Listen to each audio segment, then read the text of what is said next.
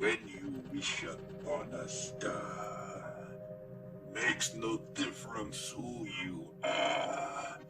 Anything your heart desires will come to you. If your dream is in your heart, no extreme is your request. When you wish upon a star as dreamers do, fate is kind. Welcome to the Fluffenhammer. First here, then there. Wake up your mind already.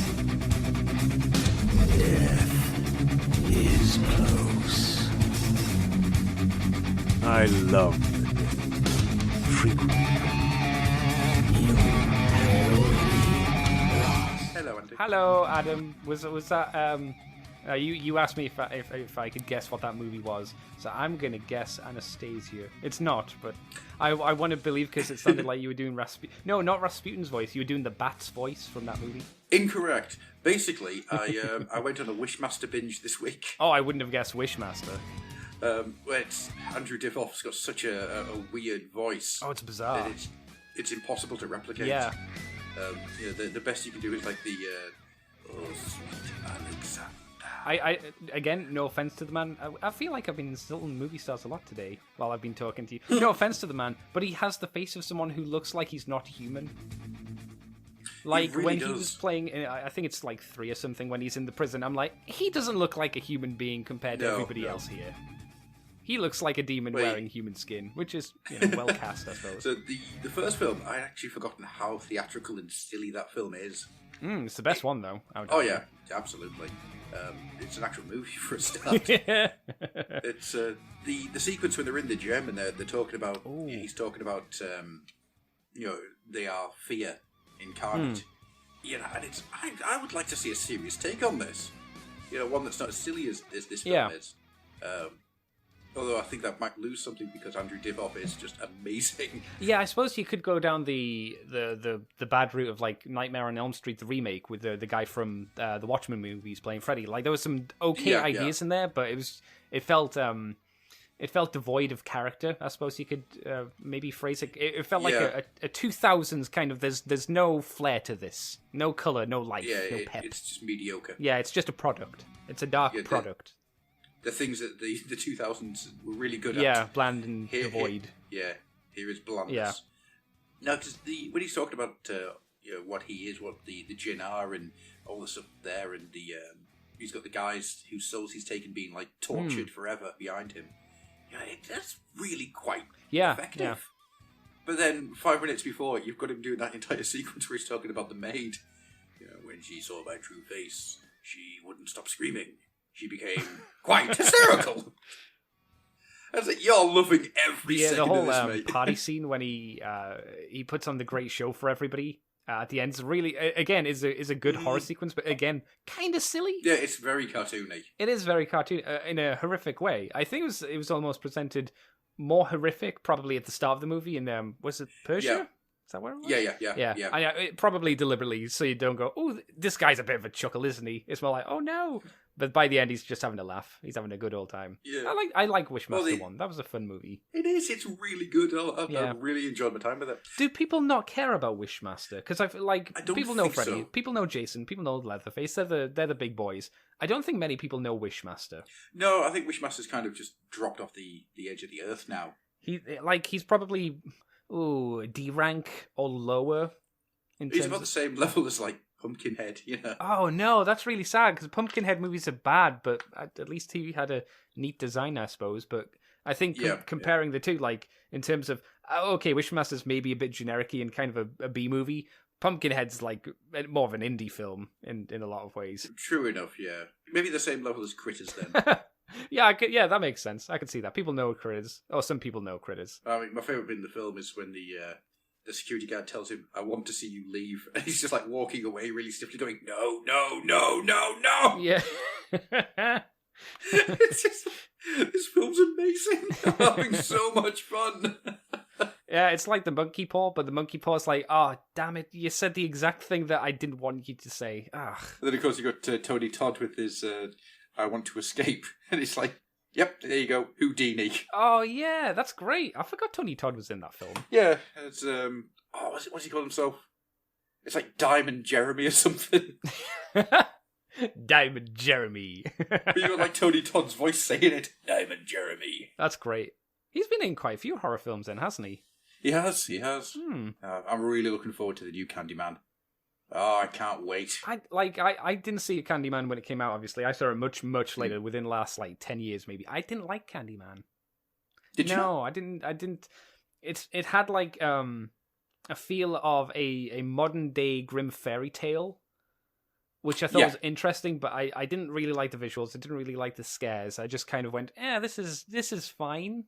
The ideas are interesting, but it's just kind of. I was going to say, are there scares? Because it's not a jump out your seat movie. No, I suppose maybe it's two. Yeah. But the amount of atmosphere that film just quietly puts out is so good. Yeah, I love Candyman. Honestly, I'd put it up there as one of my favourite films. Okay. I love the idea of a legend needing to have people believe in him to stay alive. That's the Freddy Krueger kind of thing, isn't it? Yeah. And one of the things I said about 10 years ago, actually, when I watched it, not the last time I watched it, but the time before, is that it's basically a remake of Freddy Krueger. Yeah, it's a Nightmare on Elm Street, but done for the 90s. From the poorer neighborhoods as well. Yeah. It's a restringing of the idea of Freddy Krueger. But I mean, that's the type of stuff I love to bits. I love the idea of sentient legends and stories that they're just trying to absorb as much as they can, allow the story to change and mutate, so it keeps them in power. Yeah, he calls all of the people who tell his story his. I'll throw it out here as well. Tony Todd's so cool. Candyman, much more sexy for the ladies than Freddy Krueger. Absolutely, and he's got a lot more style as well than poor Freddy. Yeah, Freddy's got his big Jim will fix it T-shirt, and Tony Todd's got sex coat. Yeah, it's weird. It's almost like a weird cross between a really old flight jacket, with the big kind of lamb fluffy sheepskin on the inside, but then also combined with it being a trench coat. I don't imagine he would have survived well during summer times, especially in New York. It's Chicago. Okay, that makes no sense actually. Yeah, being Chicago. Yeah, I'm sure it was Chicago. I have watched the second one. No, it's not. Is it not meant to be New Orleans? I don't think it's New Orleans. I think it's got too many tall buildings to be New Orleans. Because from my memory of New Orleans, from what I remember seeing media, it's not like a tall city. No, it was definitely filmed in Chicago. I know that much. Oh, yeah, that could be a fair point, actually. But because the second one's set in New Orleans. Oh, I haven't seen the second one, so I couldn't say. You are missing nothing. I imagine it probably had the sequel issues that many horror films did, where it's just churn another one out. Come on. Yeah, it's not very interesting. 3 is just dire. I'm looking forward to the remake. But anyhow, Andy. Adam, yes. Shall we talk some Warhammer? Sure, yeah, why not? There isn't a huge amount to talk about today, so I'm going to go through a little bit of housework. In other words, Andy, get on the maid's uniform and start dusting. Let me reach for that top shelf. Oh God, this was a terrible idea. And I've also got some questions for us to answer from the audience at large. Yeah. So, to begin with, we did the Don Squigoti competition, which we announced last week. Now, I've found that there are two other, answers, responses, however you want to call them, that we didn't read out. So, I'm so sorry. Now, in my defense, one of them came in after the closing date. In my not defense, the one by Phantomaths was there in plenty of time, and I just totally forgot it was there, and I am a terrible human being, and I am so sorry. So, what I'm going to do is I'm going to read these out, and I'm going to throw a bit of gusto into them. Yeah, just to really try and get into it, just as an apology. So, this is a goblin limerick by Phantomaths. A gobbering... Oh, bloody hell, that was a good start. A goblin limerick, a squiggerick, if you will.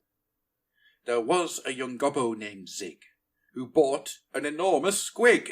The squig, he grew bigger, than zig, he did figure, and noshed him with a syrup of figs. I mean, if you were to score that out of 5, what would you score that, Andy? I think that's a good solid 4. I like that, yeah. I could see a goblin band of little lads dancing around a fireplace singing that to each other. I can see it. Was it like the bagpipe goblin from 7th edition Fantasy Battle? Yeah. Just... a little bagpipe squig. This one is. Oh, by the way, I'd give it a 4 as well, actually, because it's really fun. It's quite nice. And this one is from DosX147 on Twitter. Hey, bird in the sky, say, can you see how they ride? They are going down the mountain to see where the mother left the kids. Prepare, because the guards are here. Lift a hole in the stomach and say no more. Lift up the flag. This is our place now. So, bird in the sky, do you see? It's quite a nice atmospheric little one. That felt like a one you sit down and think about on a big, like, windy swept mountain. Yeah, your hair just blowing in the breeze as you're puffing on your little Gandalf pipe. I think I was thinking more like Heathcliff in Wuthering Heights. We went two very different directions. Yeah, you went Gandalf, I went Heathcliff. Yep. But as we all know, Heathcliff, no one should terrorise the neighbourhood. Oh. That might be a different Heathcliff. Oh, it might be the same. We don't know. It might. Yeah. It might be. There's no proof to know. I don't know what was happening in Emily Bronte's head when she wrote Wuthering Heights. She might have been sitting there with a bowl of cereal watching Heathcliff on a Saturday morning. Terrorise the neighbourhood. Good times. I'm sorry. No, don't be sorry. It's a catchy tune. It really is. To the point I preferred Felix though, because I was just like I was on meth as a kid. Oh, you mean the Twisted Tales of Felix the Cat? That's the one. Yeah, it was one of many 90s shows where your eyes dilated and you felt like you were on a trip as a kid. Yeah, that and early Ren and Stimpy. Yeah, pretty much. Oof. Happy, happy, joy, joy, happy, happy, joy, joy, happy, happy, joy, joy, happy, happy, joy, joy, happy, happy, joy, joy, happy, happy, joy, joy, happy, happy, joy, joy, happy, happy, joy, joy. It's, 30 years, that's still in my head. It'll be there till you die. Your last words, happy, happy, joy, joy. No, actually, with the small child TV that we watch for an hour in the mornings, there's other songs that will be in my head now until I die. I mean, God damn it. Ice cream, strawberry ice cream. You need to get yourself some tugs. Get them onto tugs. I beg your pardon. All right. Yes. The tank engine, but with boats. Yes. And the production was higher, and it was done by the same team. Or a similar team. Although, say that, Joseph did enjoy watching Thundercats with me this morning. Okay. Old school Thundercats. Yeah. I mean, by which I mean we watched the intro music and he was giggling and really enjoying it. That's a good tune. It's a banger. Mm-hmm. It's probably more the fact that I was like singing it at him and throwing him around the room. My father's doing weird things. I don't understand. No, father. Why? Shall we have some questions then, Andy? Yeah, sure. Excellent. Right, I'm looking forward to this because we've got a fair few of these. Oh. Are you going to save any for George, or were you going to dump them all? No, I'm going to dump them all on you. Oh, Jesus, okay. Yeah. That's a lot of pressure. Yeah. Well, I think any quiet week would be a good time to get a load of questions, get some community engagement. I was really worried you were going to say any time of week's a good time to dump on you, Andy. That's a different kind of fetish for the internet, I'm afraid. That's a different kind of podcast. It's called Squeezing One Out. Patreon show coming soon. Gary Busey level. Yeah, you can only listen to that show. How weird would it be if we recorded a show and then put it out at a level that we knew nobody was ever going to use? Oh, God. I'm so making that. So if you are Gary Busey's son, please get in contact because I'm going to make a Patreon level just for you. Everyone else will be denied. Yep, nope. No one else is allowed it. Just Gary Busey. And his son. And his son, yes. Whose name I'm not looking up. So, Christopher Napier asks, if you could change one thing in AOS and one thing in 40k to make it more interesting, what would it be? So we'll start with 40k. Oh. Andy, what's the one thing that you would change in 40k to make it more interesting? More interesting in 40k. Are we talking about narrative kind of ways? Are we talking... Change one thing. So I'm saying in the lore, because if we start discussing what you need to change in the systems, we'll probably be here for hours and neither of us will get it right. Yeah, no, that's fair. I suppose lore-wise, it'd be nice to flush out some of the other races. And we've said this many times before, just put the Primaris and the Imperium maybe a little bit on the shelf, just for a little bit, and focus on some other stuff. Just because, I get it. They are the most popular, and it makes sense to push them the hardest. But I really do think the Xenos races need to be hugged and kissed a little bit. I think you're on the right track. More interesting, because at least my perception, being more on the outside, the Orcs are always used as... They're the first threat, but there's always something better just around the corner, like Chaos is using them 90% of the time, or something like that. So to have the Orcs as an actual threat, more so than just the beginning antagonist, might be nice, because they haven't really been a big threat for a while. It doesn't. No, I mean, have you heard of the Beast Arises series? I've heard of it, but that's not much more than that. I mean, they're all on Audible if you ever fancy spending, like, I don't know, 8 years of your life. Oh, no. I think there's 12 books. Oh, jeez, wow, okay. Well, yeah, it was the idea that they had was to put out a book a month for a year that had one continuous story. Oh. And from what I understand of it, it's pretty damn good, all in all. But the Beast, the Prime Orc, love that name. Mm-hmm. Love it, because it takes a couple of seconds for you to realise what they've done there. Prime Orc. Yeah. Is that just Gazgul's Tracker? Or have they got rid of that now? No. The Prime Orc was like the size of a building. Oh, okay, so he was like, the biggest orc that's ever lived. Yeah. Also, probably the most intelligent. And I think that once you kind of have that in place, constantly just making the orcs the butt of the joke doesn't work. No. Yeah, I mean, 15 Hours, which is a book that I have mentioned so many times now, the orcs in that are legitimately terrifying. They are monsters. They are these towering, horrible things. And I think you can do many things with them. You can go down the comedy route on the tabletop when you're playing orcs from the point of view of the orcs. But I think when you've got the orcs from the point of view of something else, even the Space Marines... They should be a lot especially scarier for like than maybe the Imperial Guard or someone. Yeah, I mean you've got like the Imperial Guard up against a War. You're not going to be laughing and joking. No. Yeah, because an orc, how tall is an orc generally? Like a normal sized orc is like 8 foot or something. If they stood up straight, they'd be 9 foot. Yeah, yeah, but they are slightly hunched. So, but even then, it's like a good 3 foot taller than a normal tallish guy, I suppose. Yeah, but you got to remember, an orc's head is usually bigger than a human's torso. When you start thinking about it like that, it's like, oh, okay, they're ridiculous. So, if I was going to change one thing, I would go down the same kind of route, but I would make it so that the orcs had a bit more of a stronger foothold. Because actually, no, I'm not. I'm not going to do that. I've got a different way of doing this. Right? What I would change is I would lock in stuff that Games Workshop has that nobody else does. Oh, okay. Like what? So, for example, Terminators. Right? Terminators, even though the name gets used in different things, the iconic look of a Terminator is something that we haven't seen anything new of in years. Like many, many years. Like 6, 7,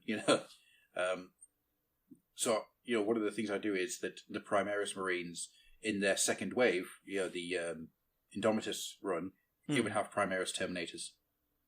Yeah, and I would find the way to bring the Primaris Terminators back. Or bring the Primaris Terminators in. Because it upsets me that something as iconic as the Terminator silhouette seems to be vanishing. It annoys me that the Tyranids are kind of just become a thing. They're no longer the iconic Tyranids that we kind of think of when you see them. So it would be to lock in for at least like the next 10 years until the next jump forward in the story that this stuff is still here. Because we know the full well that at some point they are going to jump the story forward another couple of thousand years at some point. Yeah. I mean, it makes sense for them to do so. Yeah. Well, yeah. I mean, since the rise of 8th edition 40k, we've actually moved forward many years. I think we're like 3,000 years. Oh, really? Wow. Time flies. But nobody in the Imperium's entirely sure because nobody knows what year it actually is. Yeah, I imagine it's quite difficult to keep track because you go by Earth or Terra standard year dates. I had two thoughts the other day when it comes to 40k. Right? Yeah. This is something I keep doing. I keep thinking about 40k from the point of view of people who are shit farmers. The people. Okay. The people who are right down the bottom of the ladder. Mm-hmm. And it brought me to thinking about two things. One is that how do you tell how old you are in 40k? Mm. Because think about warp travel, right? Yeah. So a light year takes about 20 minutes in warp. It would take about 2 hours in real time, right? Mm-hmm. Yeah. Using the information that they've got. So you think about that. So if you are in and out of warp, you would need to have an advanced degree in calculus to be able to work out when your birthday is. Well, I mean, if we're going by that logic, do you go by the planet that they were born on? Because you've also got the time dilation of the further away you move from said planet. The less time passes on for you on the ship, but the more time passes on the planet. And I don't think anyone should ever have to think about that, because that's incredibly difficult sci-fi to contend with. It's irritating to try and to even think of that stuff. And then when you're talking about the warp, it's like you're taking the pieces off the temporal table and putting them on a shelf and then putting them back on, I don't know, thousands of years later, depending if Zinch wants to be a bad boy or not. Yep. It's too difficult. Don't worry about it. You could be celebrating your, 47th birthday, but you're, old, wrinkled and in a chair. Yeah. I think the way that you do that is you count the number of prosthetics you've got, mechanical upgrades or rejuvenation treatments you've had. I think that what you do is you just have a little diary and you just tick off when you think a day has passed. And just guess that way. Yeah, because there's no guarantee a day will be the same on every planet. Absolutely not, no. Yeah. The other thing I thought of, by the way, is I want you to describe Reboot Gilliman. Are we talking about current Gilliman or just Reboot Gilliman in general? Pragmatic. Yeah, okay. All right. Distasteful of current affairs, I suppose. Right. Yeah. Loyal, for the most part. So would the word blowhard fit, do you think? Would the word... I mean, let's take away the Dark Imperium and Plague War books, right? Because there's a point I'm aiming for here. And let's just go for the Reboot Gilliman as he was before he came back. How people think about him, how he was described. He was dull. He was not a very interesting character. He was by the letter, right? But the only time you ever hear about Reboot Gilliman is from the stuff that came from Fulgrim's book. Mm-hmm. Right? Because Fulgrim was the only person who recorded all of these things about the different Primarchs. So basically, my thought was Reboot Gilliman always the way he was in Dark Imperium? And Fulgrim just wrote basically a massive amount of slander about him, calling him a bit of a shit. For Fulgrim, probably, but also from probably Fulgrim's perspective, he wasn't lying. Since he's so flamboyant and, Fulgrim, from his point of view, Reboot Gilliman probably was boring and dull. And Logard wouldn't have a negative opinion on Gilliman or anything. No, it's balanced and fair viewpoint. Sorry, it's the Book of Logard, not the Book of Fulgrim. I apologise. But yeah, I was just thinking about it going, hang on a second. Did Reboot Gilliman just get stitched up here by Logard? Just wrote, and in my dealings with Reboot Gilliman, and it's just a picture of a dick. He also cheats at Connect 4. I hate him. Bastard. He always took more than his fair share of the rations. I saw him eat a Mars bar and he didn't offer anybody any of it. It was rude. It was the last one as well. He plays chess badly. He drinks the orange juice down to where there's only a dribble left and puts it back in the fridge. Why would he do that? He never finishes or throws away his fruit. He never finishes his fruit, and he doesn't throw it away. No, he just like looks at it. It's gone off and it's rotten. Oh It's like, no, ugh. he's one of those people that has a bowl of fruit but never eats it. Oh, Yep. That's horrible. Yeah. I wouldn't like him either. He wears the same pair of socks. Then he turns for 3 them inside days out and wears them another 3 days. It's just practical. The Codex Astartes Rule 1. Every 3 days. Turn socks inside out. I want to write the Book of Lorgar, but from this point of view. Just all the stuff that Lorgar hated and got... just not hated, that's too strong a word. Yes. All the stuff that just got on Lorgar's nerves. That'd be great. I once met Lehman Russ. Yeah, smell like a wet dog. Boy needs a shampoo. Just there. It's just like showing him pictures of Head and Shoulders. Also, Headeth and Shouldereth. Right, so AOS. What would be the thing that you change in the AOS It's hard to say for settings? AOS because I don't know about you, but to me it still feels like AOS is still setting itself up. It is, and that's actually what I would change. Yeah, because we need to get beyond that point because we've been... Yeah. How long's AOS been going? Like 3 years? 5 years, man. Oh, God. Yeah, if we're still in the 5-year process of setting up all of the armies and everything else, we're going a little bit too slow. We need to start finalizing the beginning and getting on things to get on. Yeah. I think the What was problem that is... story push? Do you know or remember? that was be Forbidden Power. Really? That was the last one? Yeah, that was the last big story Oh, push. God. That was like 2 years ago or something. Yeah, I mean, I bought the Forbidden Power stuff in Nottingham last year, and it had been out a little while before then. So, yeah, it's... I mean, you've had a little one since, like the little stories that led up to the release of the Lumineth and stuff like that. But that's the last big one, because I think they're gearing up for 40k 9th. Well, you had, not Vigilus. Oh, it would have been, wouldn't it? It would have been Vigilus, then it went to Psychic Awakening. Yeah, I suppose so, yeah. Was it Vigilus, Forbidden Power, then Psychic Awakening? Has to have been that. You kind of gone from one 40k to another 40k story that quickly. No, I can't remember. But, yeah, it has felt like a while, and it's a weird one that AOS kind of still feels like it needs to have a coercive push. They got it in there with the Nighthaunt and Nagash. Yeah, it really slowed down at but that then point. it's kind of just And dissipated. it feels like we've had lots of very minor releases, and you've got but not like a major one, because you've had like the Flesh Eater Courts, Yeah. an army's very similar to that, where it's just like, he is just the army that's been updated, but not completely revamped, but given its flavor, so you understand how it works. But I mean, I understand that. I understand. yeah, sure. The Cities to Sigmar, that's a lot of minis to go off and redesign from scratch. Yeah, of course. I do feel that the Empire miniatures need to be retired and replaced now because they don't look. They don't fit. It doesn't look. No, it doesn't at all, and it annoys me. Which I know goes against what I've just said about Games Workshop locking down on stuff that they have iconic looks on, but I don't feel the Empire stuff fits anymore. Not with the world it's currently in. 'cause... It doesn't work with AOS. No, it's a little bit too high future, high fantasy now for it to fit. Yeah, they feel like they've walked into 200 years beforehand. Yeah, then that's something that always sticks in my mind.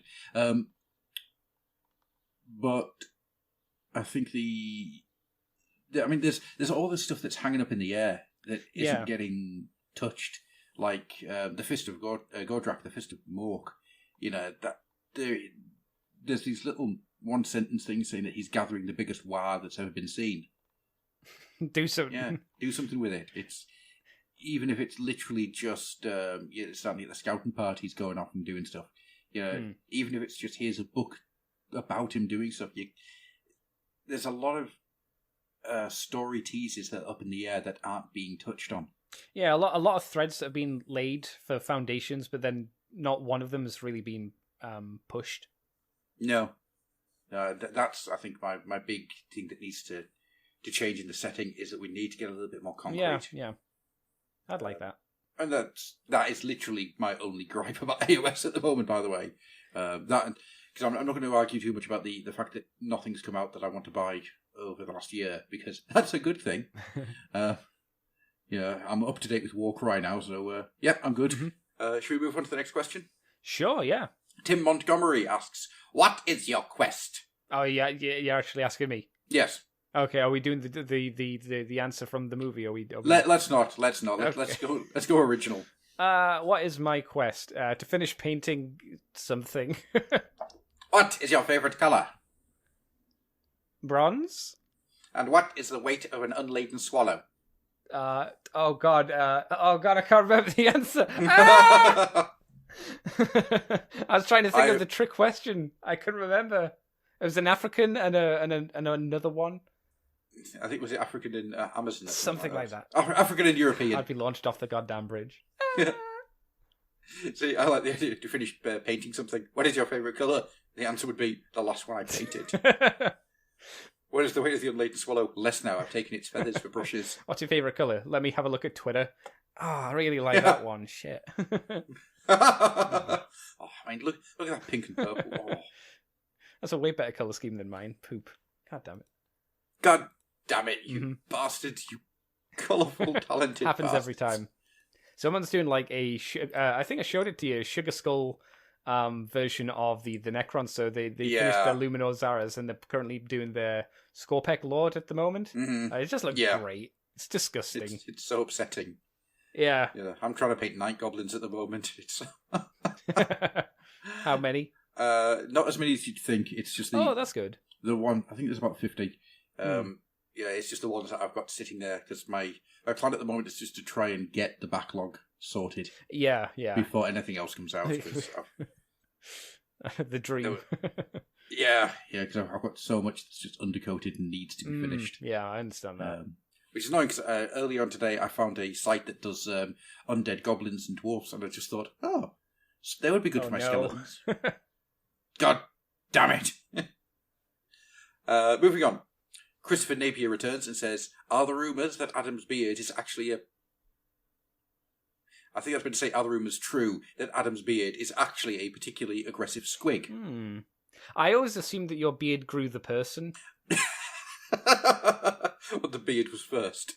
The beard came first and it grew a human out of it.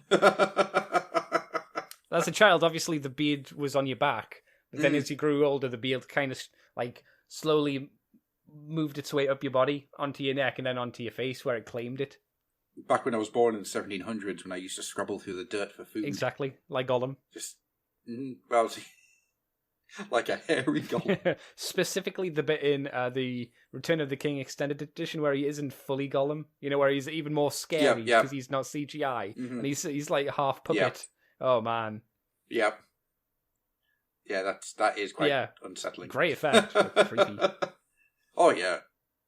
Those films are just magnificent. Yeah, I don't want to see this Amazon series. It's... I'll watch it, but I've got no hope. By that I mean I'll watch at least the first episode. Yeah. And I just don't see it. They tried to go back to it with The Hobbit, and that failed. I'm happy just having the three films. That had a lot of issues going into it. The fact that they kept shifting directors and stuff didn't help. But no, I understand that where you're coming from saying that. I don't know. Let Sleeping Dogs lie. We went back to Star Wars and look where that got us. Yeah. We went back to Star Wars twice and look where that got us each time. True. Just leave good enough alone. Yeah. Come up with something new. Yeah. Look where we went with Indiana Jones when we went back to that. Oh, God, oof. And it's a weird thing, like, can you think of any franchise that's been returned to that has done well after coming back to it? Predators. Alien movies. Terminator. Oh, God. Yeah. I don't know. I'm sure there are, like, some examples that you could pull out. The Thing, the remake of The Thing was so much better than the original. The prequel, like, remake. No. I mean, the original was like made in 1963. It's weird because you're 100% right, but a lot of those 80 horror films, like the Blob as well, is better. Well, different. It's way more 80s. I think it's more interesting. But yeah, those are remakes for sure. But they are doing something. Some of them are like The Thing is doing something completely different. Well, yeah, I mean the Thing in the original film's a carrot. Yeah, it's just a giant carrot creature coming to get you. It's amazing. This thing's got more to do with vegetables than us. Oh, great, it's a cabbage. All right, brilliant. It's certainly more the modern remakes where you don't really see more success going back and repicking them up. Yeah. Maybe there are some examples, but off the top of my head, I can't think of like any of them that are like worth going back to and rewatching. Because now all I've got in my head is like Total Recall, and also for some reason Attack of the Killer Tomatoes. Ooh. And what would Last Action Hero be like if we brought that back?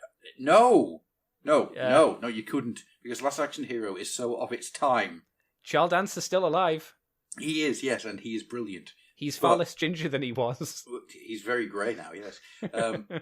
No, you couldn't remake that film in a modern setting because its basic premise needs to be the 90s. Yeah, 100%.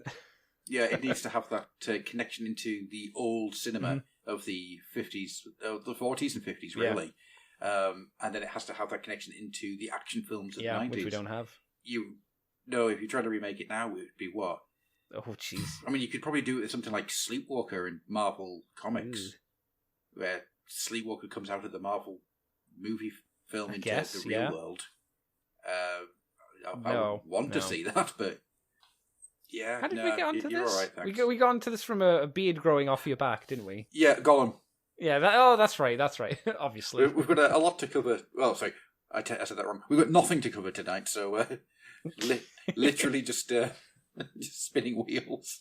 Let the monkeys run the asylum. Yeah, if we had seasons, this would be like the end of season walking in episode. Oh no, it's the filler arc. Yeah. Oh. Next question. Andrew Margans says, are you worried, as I am, that 40k 9th looks a bit broken with the new Primaris releases? I asked for a little bit more detail and clarification because I don't see any issues with new Primaris releases other than the Primaris are getting everything ever, and they're becoming the Swiss Army knife of 40k. Yeah, do you remember when the Eldar were the specialist army, and now it's the Primaris, but better, because they live longer? Yeah. And the poor Eldar players are there crying. Well, it's they've even moved now into the Primaris have all the best vehicles. And the orcs are like, am I a joke to you? We painted it red, we did. Ooh. We painted this one red, and I painted this one red. I've just had a brilliant thought. You know, the guy slapping the top of the car roof. Oh, yeah, yep. Yeah. What about cargo space? No, can't do that. Cargo road. I'm going to speak like an orc for the rest of the day. We need to have a national pit talk like an orc day. Yeah, why not? Why not? I'm going to say the 22nd of September is going to be Talk Like an Orc Day. Mm-hmm. I don't know why Actually, no, it should be really October, shouldn't it? For October. Oh, yeah, that works. Right, there you go. 1st of October is going to be Talk Like an Orc Day. Just don't make it a month. Yes. That's a long time to talk like an orc. Yes, you've got to talk from the Thursday the 1st of October to Saturday the 31st of October, which is Halloween. You must talk like an orc. Andy. Woof. Andy, Woof. are you worried about the Primaris? Proper worried. Lads. Lads.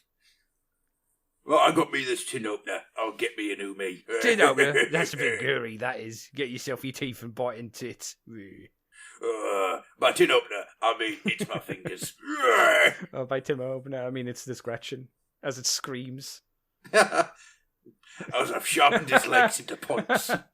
Oh, that'd be great. That'd be an orc pencil, wouldn't it? It really would. Right in the purple blood. Yeah, you don't have a pencil. No, I don't want to be a pencil. It's not pencil sharpener, it's just like a small blender where you put the legs in first. No, I don't want to. I always wanted to be a Someone needs to draw that. Someone needs to draw like a librarian orc that uses Gretchen quills. Wouldn't it just be like a squig with like a vortex of teeth? Rather than an actual blender? Oh, yeah, no, yeah, that could work too, yes. The squig would also have a beard because it's a wise squig. It's got a pair of like little half moon glasses. Exactly. Yo, you better bring your books back, or I'll feed you to Mavis. Mavis agrees. Oh, okay. Thank you. Bye. Don't know what he was going to do with War and Peace. Only half that book's good. Anyhow, this has got off into something. Yeah, it was Primaris or something, right? Wasn't it? Yeah. Yeah. So, do you think that Ninth Ed looks a bit broken with the new Primaris? I don't know. Again, are we talking about rules wise or just with? Okay, I'm not rules sure. wise, I couldn't tell you. I have no idea.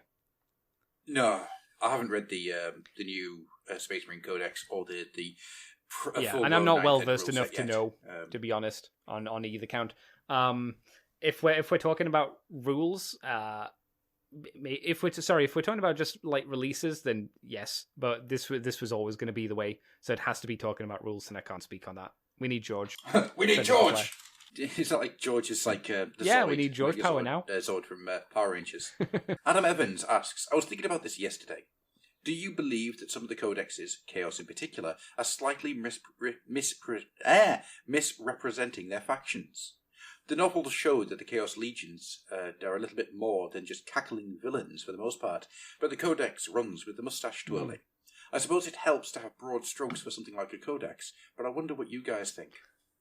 Yeah, I suppose like the general idea behind the Chaos is to just do the twirly mustache malarkey and all that jazz, and it's more like when you get deeper into the fiction, you learn that it's more than that. I guess maybe a workaround that they could do when writing a codex is maybe write it with it being written in the perspective of the Imperium, so it's like the Imperium's writing it and writing the character descriptions and whatnot.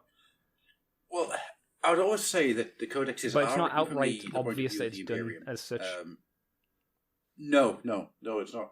But the way that the history of the Imperium of the codexes always fits in, a lot of the wording and the viewpoint is always that everything is bad except the Imperium, and the Imperium is great.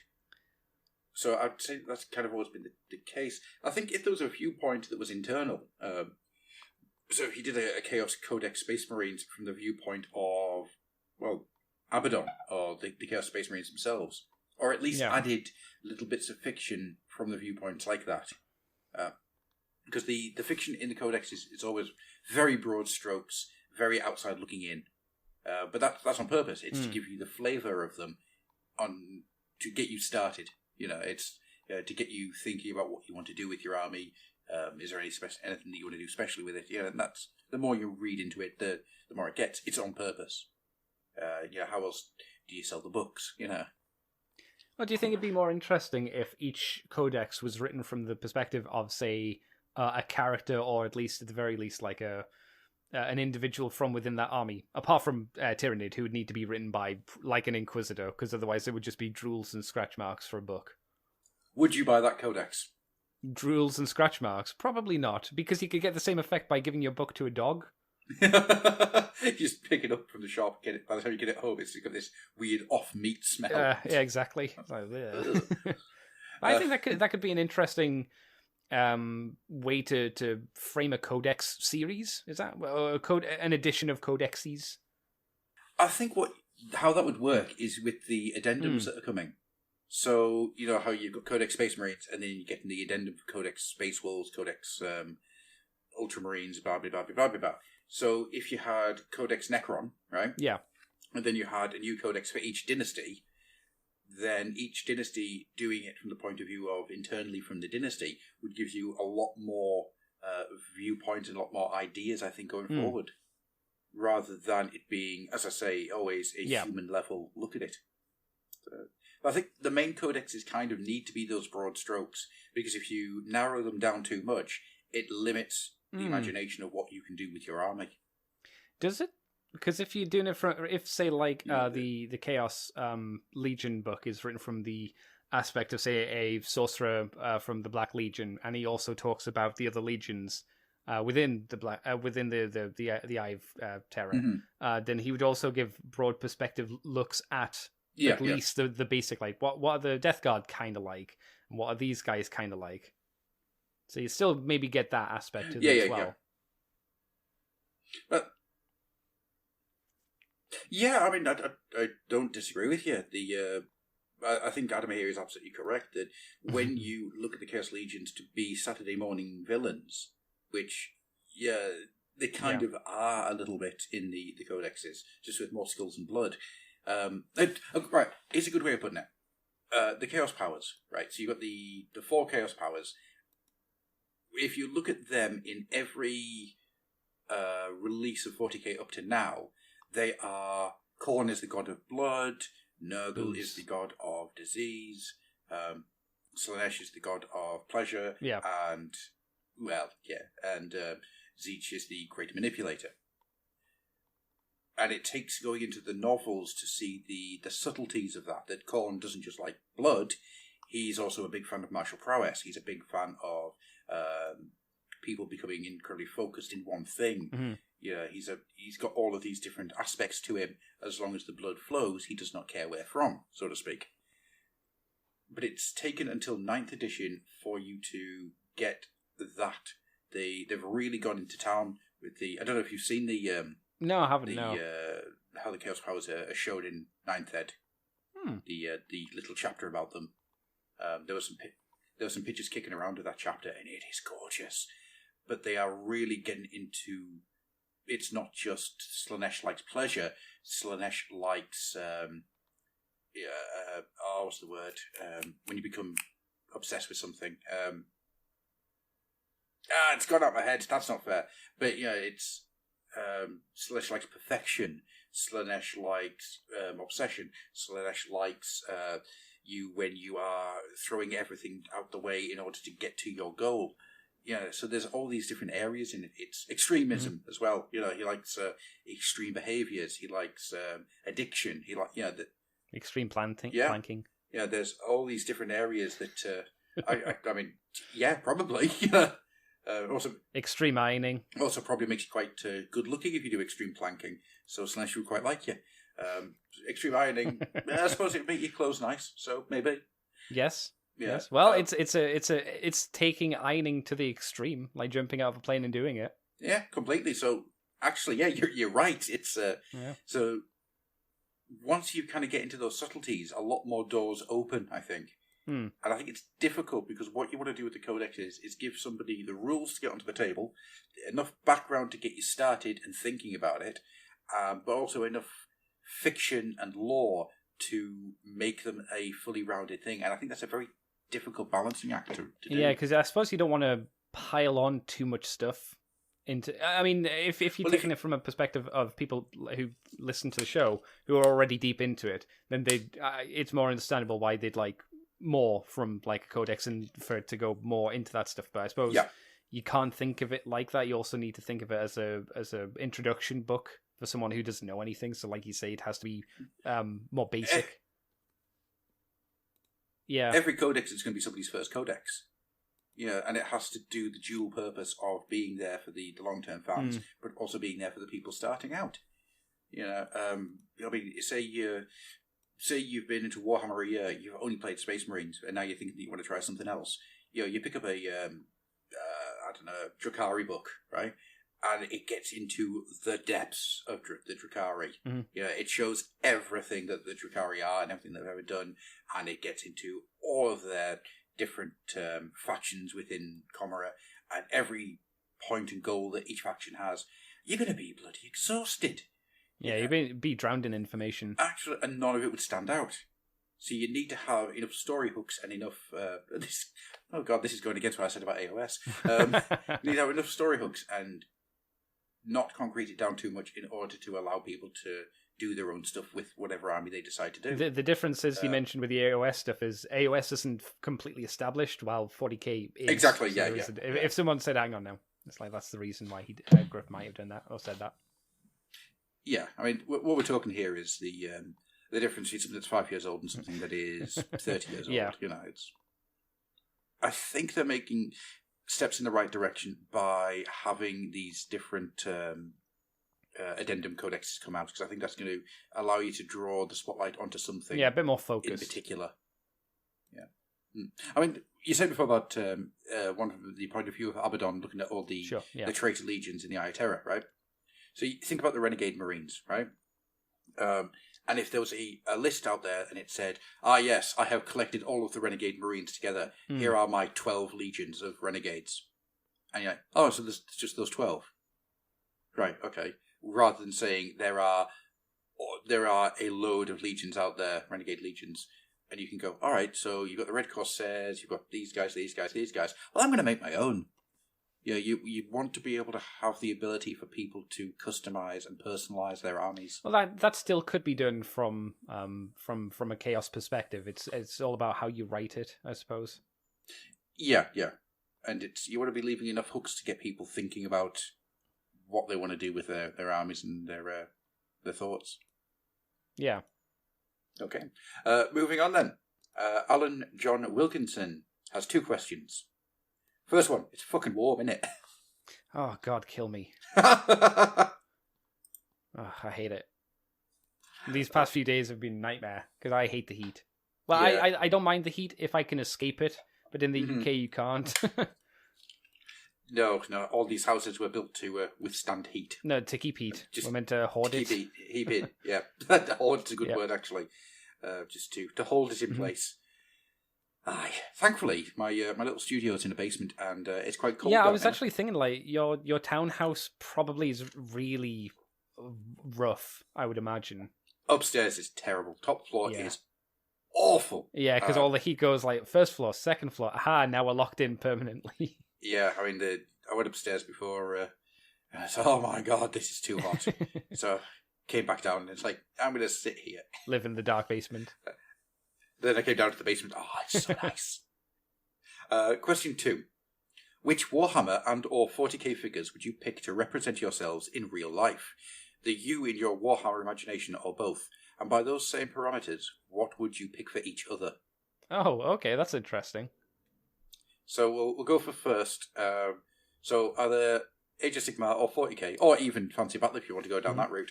What would you pick to represent yourself? Oh, who me first. Pick? Okay. I like. Yeah. Are these like miniatures that are already out, or can we like tweak them? I would say any named character. I would say would be the way to do it. Okay. Named character. Or well, I suppose it wouldn't have to be a named character. We'll just go for any existing miniature. I think you can tweak it as much as you like, but it has to have a base of something that exists. Oh no, yeah, that's fine. For myself, because this is always like an idea I've wanted to do, but I know I don't have the talent to like pull it off. Use a skeleton white body like who comes with Heinrich Kemmler? Who does he summon? Who's the big skeleton? Krell, right? Oh yeah. Yeah, Krell, but then also have a Nighthorn spirit coming out of the back of him and call him the Shattered One. So he's both an undead spirit, but his an undead body, but the spirit is connected to him. So he's like half in one and half in the other at the same time. That's really cool. Because I always thought like the power of death at the moment in AOS is when you kill someone, how many things can be revived from that? At minimum 2.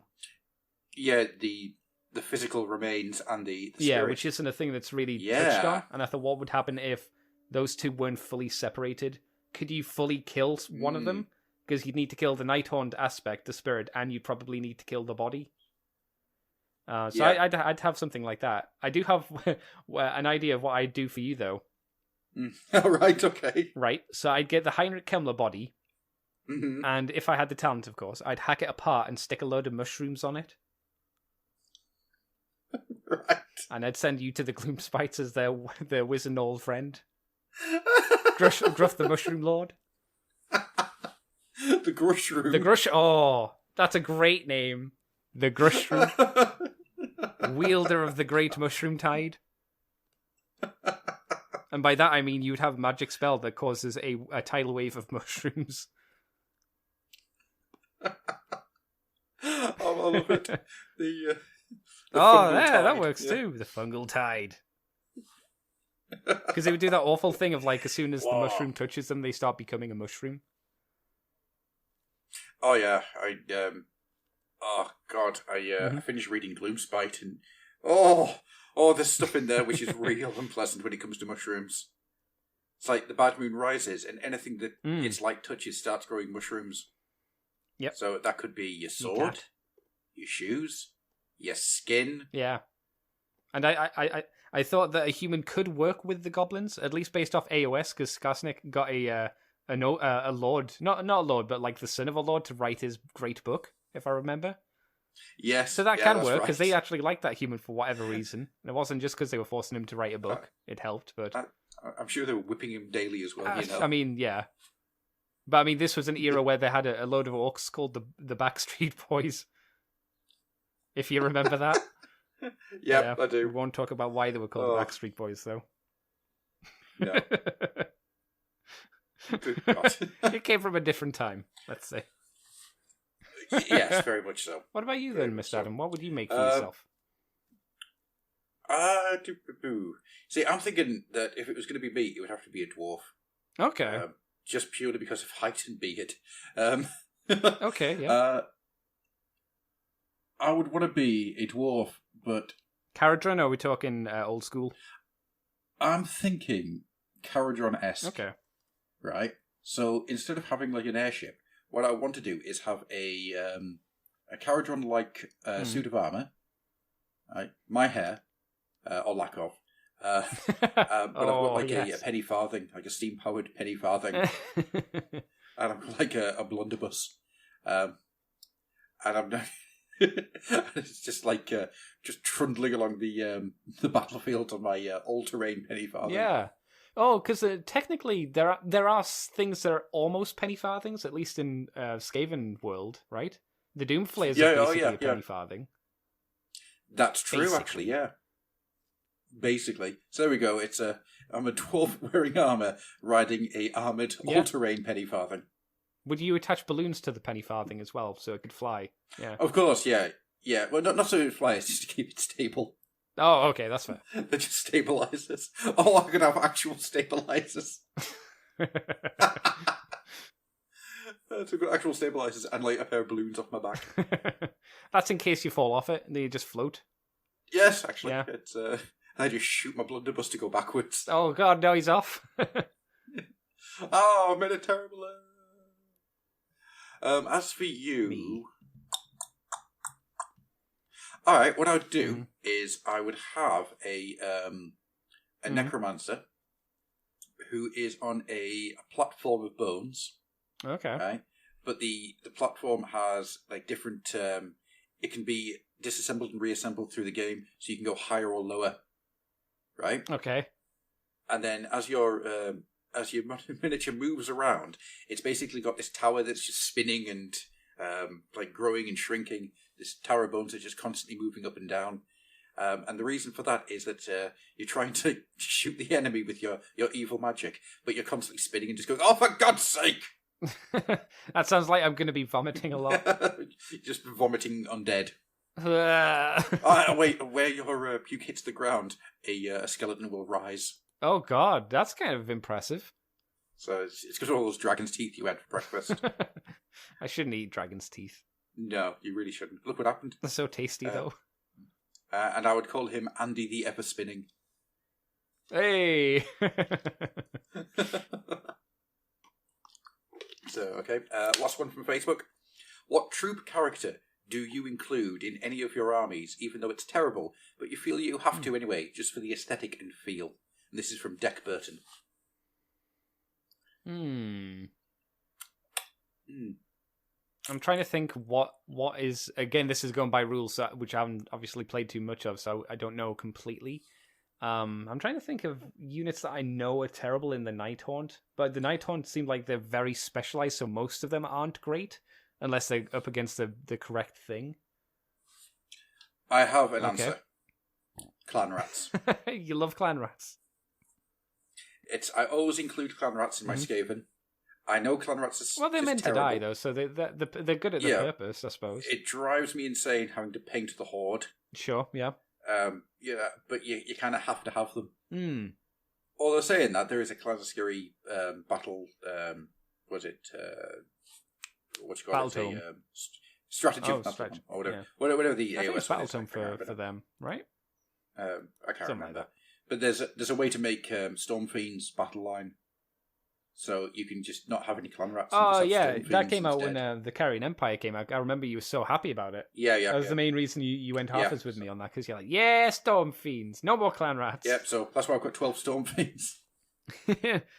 I can think of the opposite, like a good unit that I would never use, at least for the Necrons, which is the Dumark or the Ghost Ark. Yeah. Because I hate that unit. I think it looks terrible. Both versions, I think, look shit. Yeah, it's a little too much towards the Egyptian look, isn't it?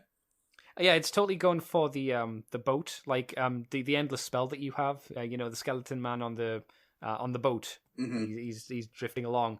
It's that, but like a techno version. And like you say, it doesn't. At least for me, visually, no matter how good it is, no matter how competitive it would be, I just think it looks awful. Yeah, I'd agree with that. Terrible. It never looks nice. No. It looks bland. Yeah. There's not. And like, which is the version that transports? Is it the Ghost Ark that is the transport? Yeah. That's right. I hate how all of the Necrons are positioned with their arms crossed, and the guns are just kind of flopped out by the side. So it doesn't even make sense how the guns work. Because are they attached? Are they things that the Necrons pick up and walk out with? I don't know.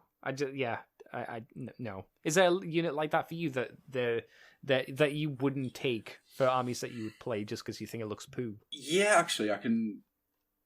There's two that spring to mind. One is the ghouls, the actual ghouls from the Flesh Eater Courts.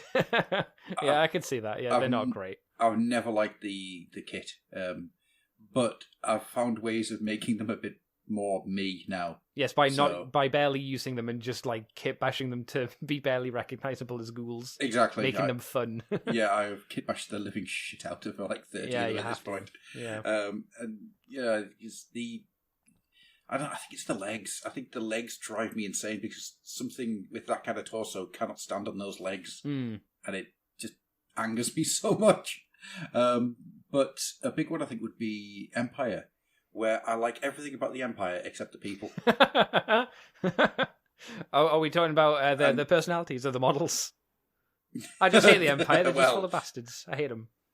Oh, little column A, little column B. So, as in everything in the Empire, the wizards look great, the lords look great, the guy on the griffin looks great, the machines, the steam tanks and the all that looks amazing. Yeah. And then you've got the pikemen with their big fucking trousers. And can't do it. I can't do it. You like the great swords, though, don't you? I like the great swords, except for their stupid trousers. Oh, is it all the trousers? I hate those legging trousers. If they were just leggings, it's fine. But when they've got that big poofy part at the top, I hate it. Mm. What if they were just like skinny jeans? It would be better. Really? Okay, interesting. I wouldn't be happy, but Neither would they. Christ, if they were wearing Bermuda shorts, I'd be happier, I think. Yeah, it's because you read the characters in the books, and the characters are never wearing these things. No. But then you have the miniatures, but because the miniatures have always had them, they're always going to have them, and it drives me insane. It's one of the reasons I cannot justify doing a human Cities of Sigmar army, because I hate the trousers that much. They drive me insane. It is weird that with the human stuff, they go with a way more grounded medieval approach to the outfits and stuff. Yeah. Yeah, it's almost like they were being used for two game systems, like that one and a historic battle. Yeah, I mean, I understand why they kind of made them like that, because it's fantasy, but it makes the humans more grounded, I suppose, compared to everything else. So maybe that was the reason to keep like people who wanted to play humans go, yeah, these look like normal people from the past, I suppose, versus like giving them I don't know, giant beakers to sit in or something. Yeah. I'd be happy if they're all just wearing robes and no legs. Yeah, it's just one of those things of I can't stand that. I realise it's historically correct, and I know that this is something people wore. Doesn't mean I like it. It's one of those design aesthetics that just turns me off. It leaves me cold. Gruff goes back in time, a la Back to the Future, and just stands and looks at these people in armor, going, "You look pretty much." You look ridiculous. At least the Bretonians looked good, Yeah. Covered in shit and mud. Yeah, the only way, though, to be fair, if you wanted the Bretonians to look good, you need to be real good at painting, I think. That's true, to get like the multiple colours on them and get those straight lines down. Yeah, was it the Droid de Fleur? Yeah. Good luck to you. the chevrons and everything. Yeah. Yeah, it's... Yeah. Moving on. So, Nurgling on Discord asks, what are your thoughts on the incorporation of Lovecraftian elements into scenarios in Warhammer stories? I'm all for it, and indeed much of Mordheim's aesthetic lends itself very well to this kind of thing. I think we're both on the same page here. Yeah, why not? I mean, that's what the Chaos Gods are, effectively. Yeah. So, well, I mean, and the Catan. And the old ones, kind of? I think the Catan are more Lovecraftian than the Chaos Gods are at this point. The Chaos Gods have kind of been given egos and personalities. That's true. Which you can relate to in sort of greater fiction, whilst the Catan is still very unknowable. I mean, the Necrons, that first Necron Codex, that is Lovecraft through and through. Yeah. You know, they are completely and utterly unknowable and inhuman. You couldn't at any point understand them or make a guess to what to do next with them, because they are so absolutely inhuman. I mean, that's kind of been drawn away now, and they are a bit more relatable. But I mean, yeah, you look at that first Necron Codex; it is absolutely a Lovecraftian experience. And the same, of course, with the sort of early Warhammer Fantasy Battle. That was very Lovecraftian at times, but then that's what it was built on. It was built on Lovecraft, Moorcock, and Tolkien. Tolkien. Thank you. That's the three elements that went into it to get mixed together to make Warhammer Fantasy Battle. I mean, something like Drakenfels is absolutely a Lovecraftian experience. Sylvan Ales. But you're looking at the more modern style, you don't see much of it anymore, I don't think. Not in the way that is... I think it's a lot more subtle than it used to be when it comes to those kind of influences. It's more taking a feel of an idea rather than a concept. And stuff like Mordheim. Yeah, Mordheim was super Lovecraftian. It was fucking weird. Fish everywhere. Yeah. Have you ever noticed how much fish there are in Mordheim? When I play the video games, there's everywhere. A lot of boxes of fish, that's for sure. But to be fair, I only really noticed that as much in the Harbor level. But it's not just... at some point, I'll get you to look through the Mordheim rulebook. Okay. Just look at the pictures, because there are fish everywhere. So they were heavily leaning into Innsmouth. Oh yeah, absolutely. Yeah. It's crazy. I didn't realise it at the time. It wasn't until I went back through it a couple of years later that Mordheim is just entirely built on fish. It's weird. It's just these strange gothic fish, like literally page to page. It's bizarre. I love it. It's great. There's a guy, Grimforge Studios, who's currently making a set of fish-based weapons for Mordheim, which is really cool. Fun, yeah. What about yourself then? Lovecraftian elements in Warhammer? Oh yeah, of course I'm behind it. I do love me some Lovecraft stuff. I guess, like you say, it is becoming less of a thing, or at least less overt. And maybe in some ways that's a good thing, just to make it less Lovecrafty, so you don't instantly go, "Oh yeah, that's a Lovecraft thing." Maybe that's a deliberate thing. I don't know. I'm unsure. Carr asks, how different is the new Warhammer games, How to Make War Games Terrain, Games Workshop, from the new one? The answer is one was made in the 90s and thus is very colourful, whilst the one that's out now is much more realistic. Isn't the one from the 90s probably using a lot of cardboard as well? A lot of cardboard, and in one case, a Star Wars toy that was hacksawed to bits. Oh, really? Which one? It was a like a shuttle carrier type thing. An Empire one? I think so. I'm not sure. It's Star Wars. I don't know the ships. Okay. Sorry. Basically, it's a great big... I'll find you the article, actually, because it's really cool to look at and just go, huh, well, that's bizarre. But yeah, whilst the new one, the one that's at the moment, is a lot more realistic. The colours are more muted and more real, and that's a big difference between the two. Over back on the Facebook, because another question just appeared. Nick Davidson says, favourite miniatures in the entire history of GW and Citadel? There's a lot of miniatures. With his massive head. Original Nagash. And his lovely Shadow Weaver Good dress. Old clown shoes Nagash. Yeah. I never realised that one. Yeah. His hat also reminded me of... do you remember the The dancers used to get who had fruit for the headdress. His hat reminds me a little bit of that. Yep. I don't know why, but it does. Favorite miniature. How did I like from back in day?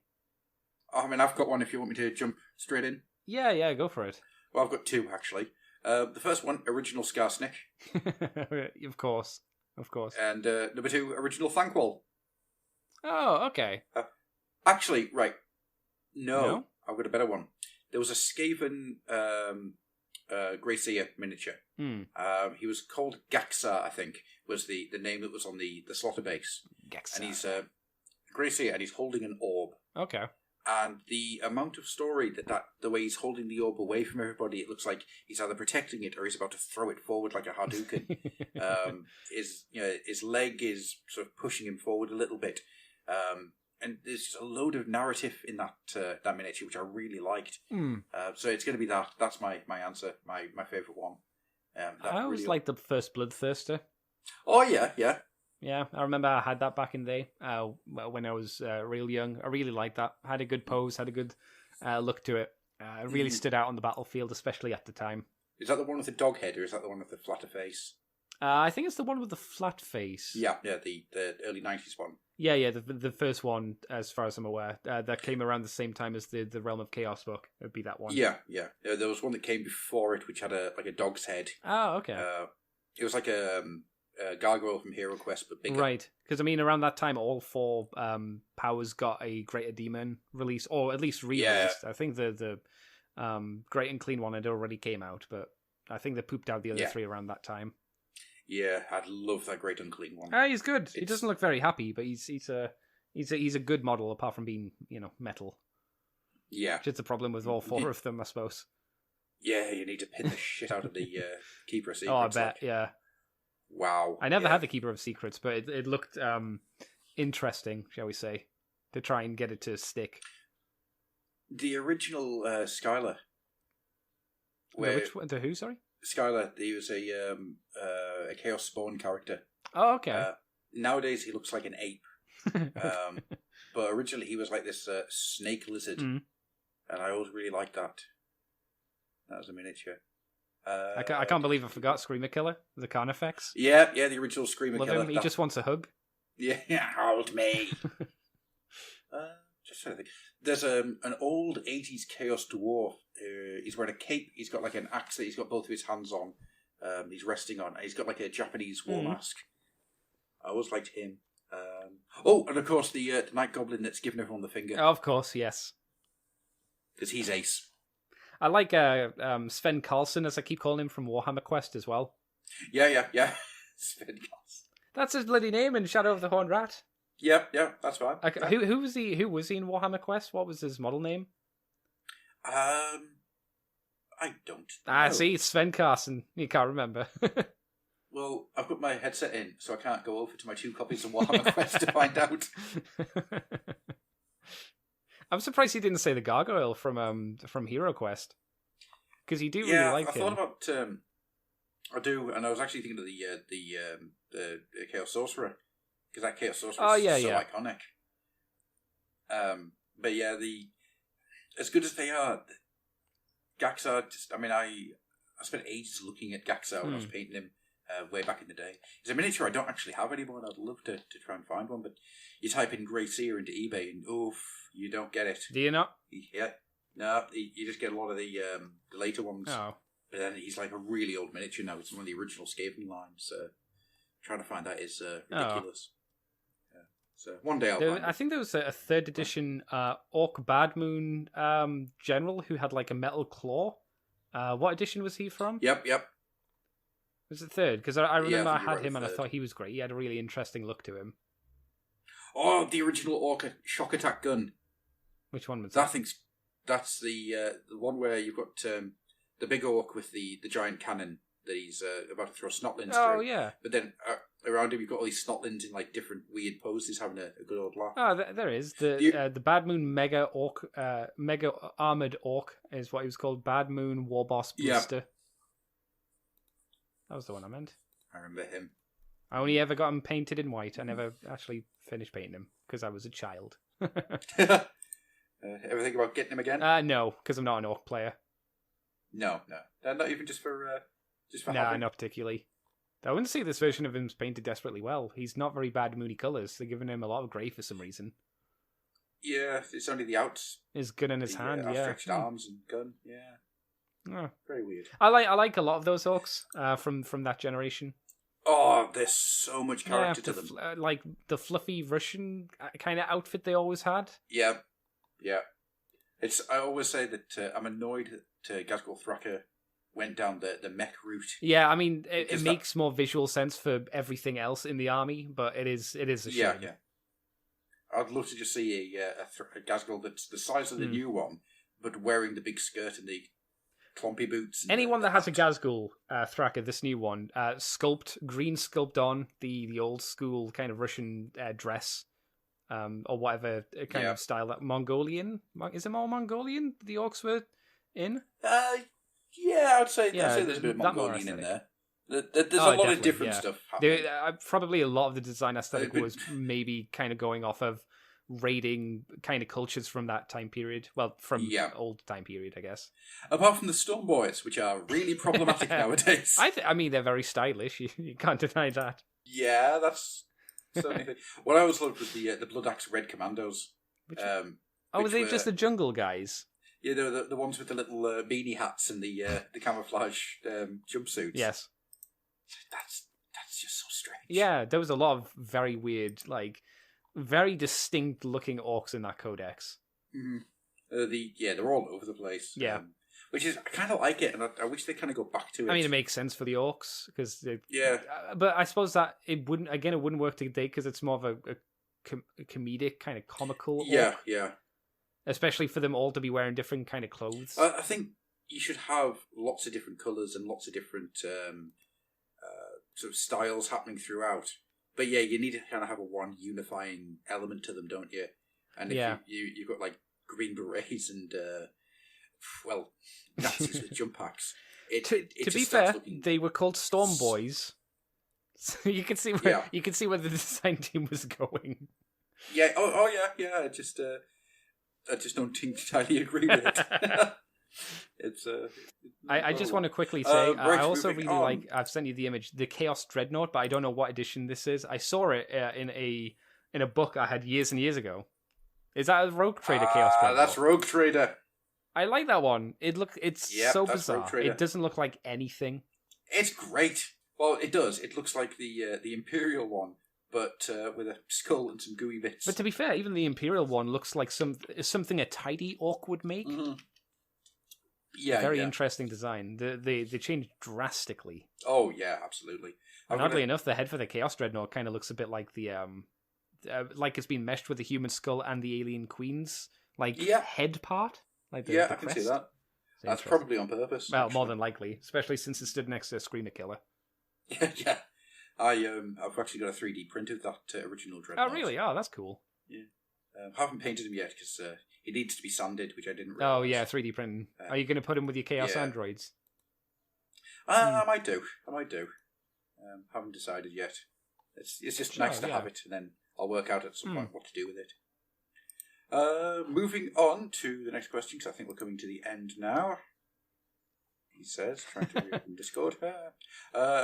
Timey2Wimey asks, the best lover in Warhammer lore, if you dare to guess. It's a tale as old as time. Weirdly, I was going to say Yarrick. The two strongest, horniest men in the galaxy. Wait, I don't think it's going to be anyone Slaneshi, because I don't think Slaneshi are good lovers. They are. They are all. No, they're selfish lovers. Yeah. Mm-hmm. So I don't think that's going to work. Genevieve, maybe from the Genevieve the Vampire. Oh books. yeah, that would make sense. She was in Drakenfels, wasn't she? She was, yeah. I'm just thinking. Marathi. Who else? Marathi, yeah. Lady Oleander. Yeah, well, yeah. Well, is this pre-Ghost or post-Ghost? Yeah, little column A. I'm not sure how good of a lover she would be post-Ghost. Post-Ghost. Once you go Ghost, you never go back.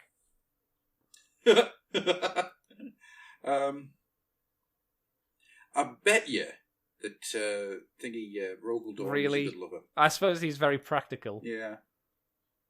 Mm-hmm. Yeah. Excuse me, I'm just going to read this book on lovemaking, and then once I've done that, we will make love.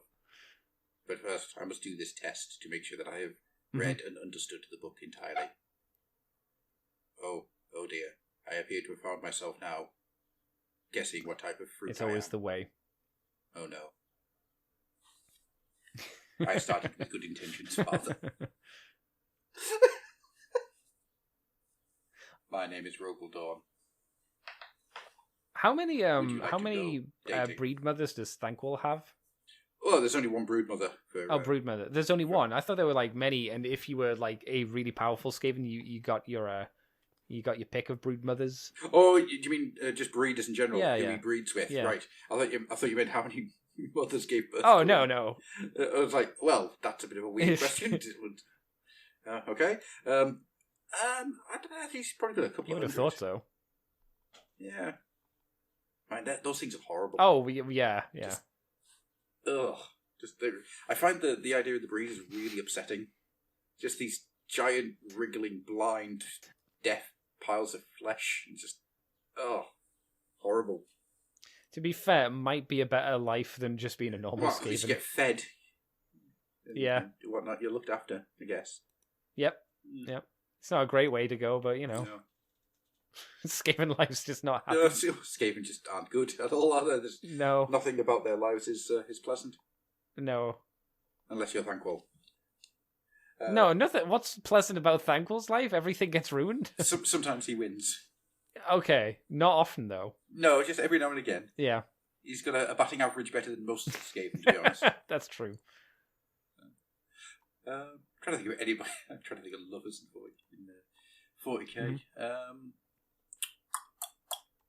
I can't get my head around. I can't stop thinking about Rogel Dawn now. It's ridiculous. Oh, got Rugel Dawn Just on the the idea brain. I'm going to go to war now, Father. But first, I must look to see which member of Harry Potter I could be. No, I he would be a Slytherin. Hufflepuff. I am Hufflepuff. Why did the other Primarchs not invite me to the tea party? Because you're Father? boring. You're boring. No, Father, I am pragmatic. I hate you. The You're feeling is not repeated, Bob. It is okay. my most boring I am- son. I am glad that you are in tune with your feelings, Father. Bless him. It's great. I love this version of Rogel Dawn we've created. I don't think we created it though, because it sounds he's very text to speech. No, the one in text to speech is hilarious. He's got such a wonderful one-liners. It just doesn't realise that they're one-liners. I like this version that we've got, which is just basically a emotional vampire just sucking up the energy in the room. None of the other ones want to go near him. God, no, if Rogel Dawn's talking. Oh. Right, I think that's all of the questions. And to be honest with you, Woo! as we're at an hour and a half, we might as well leave it there because there isn't anything else really Wow. to get into. I mean, we were going to not talk about particularly. the new stuff for Blood Bowl, but I mean that's. I think we can probably leave that until next time.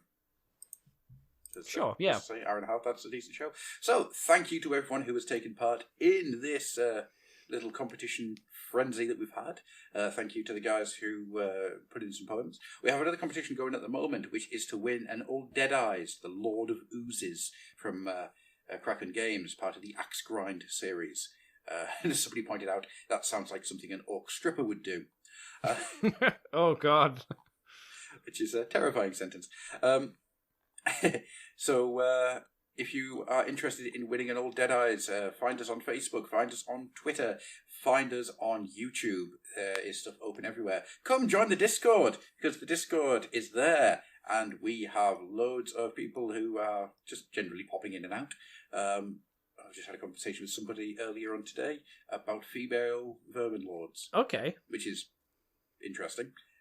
There's nothing to say that vermin lords have gender, so let's have a female vermin lord to really make everyone feel uncomfortable. Well, Vermin Yeah, Lord's yeah. a demon, isn't it? Yeah, so I mean, it's whatever, right? Perform it once. So to win the old Dead Eyes, by the way, you have to come up with the 5th Chaos Power, one that would be created from and exemplifies the Fluffenhammer. So there you go, Andy. Get in there. You what now? Get in the box. What's in the box? Oh, it's Andy. So find us, join us on that, join the Discord. If you're on iTunes, go and give us a bit of a rate and a review. It pops us up the channel a little bit and people can see who we are. I know we are not a podcast that jumps around and does all these things, but I like to think that people enjoy our stuff enough to give us a bit of a rating. You know, we're silly. Sort of. Coming for you, Kirioth. I very much doubt we're giving Gonna kick him off his pedestal. We're not going to be giving Kirioth any sleepless nights, I'll tell you that much. Next month, he'll be off and he'll be like, what happened to my career? Fluffenhammer came from nowhere. I very much doubt it. But we do have some good stuff upcoming, so stay tuned. We have some really fun shows on the way, which I really can't wait to do. I'm probably like rubbing my hands and going, yeah! So, with all that being said, Andy, where can people find you? You can find me on the Moonbase 2 podcast, where me and my buddy Mikey talk about transformery things each week and some non-transformery things. You can also find me on YouTube as Scrubber Commander TFW. Moonbase 2 is in lots of different places. Just search Moonbase 2 Transformers podcast, and that'll do you good. Excellent. Yes. You do you, so to speak. Right then. So, thank you very much, Andy, and we will see you next time. Bye!